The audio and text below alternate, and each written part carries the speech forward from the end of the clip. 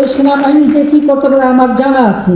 আমি জানি না ছাত্রদের সাথে আরও কাজ ছিল, তাদের কোনো ক্ষতি না হয় সেদিকে আমাদের দৃষ্টি দিতে হয়েছে। আমি কিন্তু তার আগে আর্মি নামাইনি, কিন্তু এরা কারা, খুব অপরিচিত কেউ না কেউ। আজকেও যখন আমার কাছে খবর আসলো আপনাদের কয়েকটা গার্মেন্টসে আগুন দেবে, আমি সাথে সাথে খবর দেন যে এই শিল্পী বন্ধ করতে বলো, কারণ শ্রমিক আপনি যতই রাখেন ওই গেটে যখন ছটছট দেয় তাদেরকে নিয়ে আসে অথবা তাদের সাথে মারামারি করে তারপরে আগুন দেয়। সাথে সাথে বলছি এখন যদি বন্ধ না করা হয় এই সব জায়গায় আগুন দিয়ে দেবে। পুলিশ দিয়েছি, সব দিয়েছি।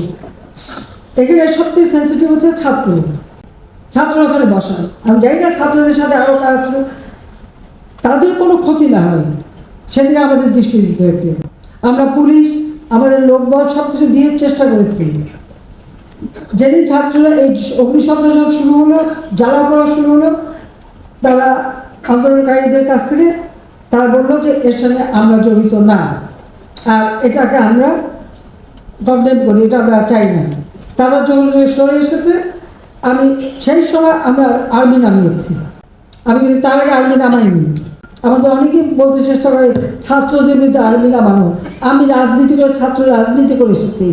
ওই ঢাকা ইউনিভার্সিটি থেকে শুরু করে ওই সেনাবাহিনী যে কী করতে পারে আমার জানা আছে, কাজে আমরা কখনো আমাদের শেষ চেষ্টা করি রাজনৈতিকভাবে সমাধান করতে।